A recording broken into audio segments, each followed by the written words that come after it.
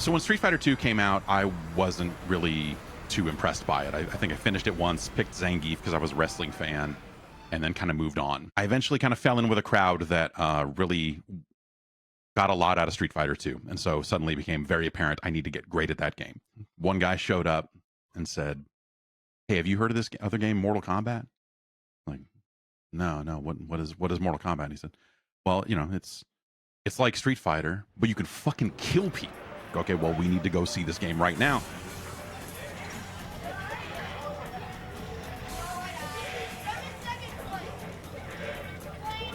I absolutely remember the first time I played Mortal Kombat.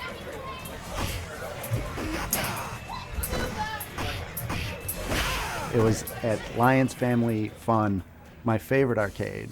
My dad would usually give my brother and me $5 each and let us run wild while he went shopping. I was at an arcade in Virginia. The Q Lounge in the Bronx, New York. It was a space that was half smoky pool hall, half arcade. He took us to an arcade 2 towns north, up to Santa Rosa. There was a place called Systems City.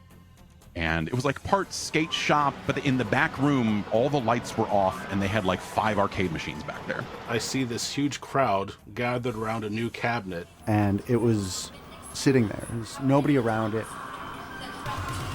No one was playing it. It was just sitting there. What is this? I just remember just like a big line around the cabinet. Everyone is crowded around Mortal Kombat. It is simultaneously exactly like and nothing like Street Fighter. You know, the filmed presentation, the real actors and actresses and all of that really just, it's so striking. In Mortal Kombat, when you're seeing those 2 big characters on the screen, I was just like, this is the coolest thing ever. Instantly, it was like, oh, it's digitized. It's real people. It was like, wow, this is incredible. It's like, how are they doing this? How did this game come to be? I was blown away by how it looked. Because it was a violent, bloody game. Like, that's the first time I'd seen blood in a video game that I remembered. Even from a basic high punch, you just see blood flying out of these people's heads. Liu Kang wins. Even if I couldn't do the specials of certain characters, I could fall into a rhythm that just felt so good. Just like, you know, air kick, uppercut. And I was, oh, I feel like the baddest motherfucker in the world. In a time where you didn't see that kind of stuff in games and especially in arcades where kids were, you know, running around with their parents, and parents were still freaking out too, kind of seeing what was happening. My dad came up behind me. I didn't know this at the time, but the screen went dark. Kano ripped out a heart and held it up, blood dripping from it. And my dad went, "Oh, no, and whisked me out of the arcade. And that's when I knew I had to play that game because I was not allowed to play that game. People getting chopped in half and torsos being dismembered.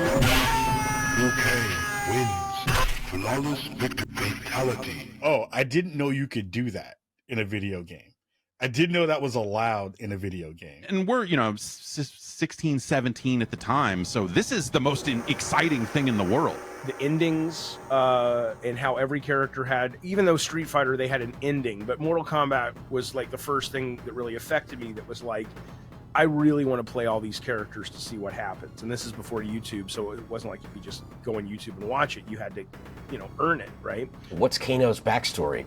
You know, what about Sonya? That's what we wanted to know about. And, you know, they specified a lot of it kind of in, you know, various screens and whatnot. You know, we were hooked. But it didn't take long from there for that game to be literally everywhere. Every single pizza place, 7-Eleven arcades, the arcades that were left at that point, all of them had a Mortal Kombat machine probably within a month.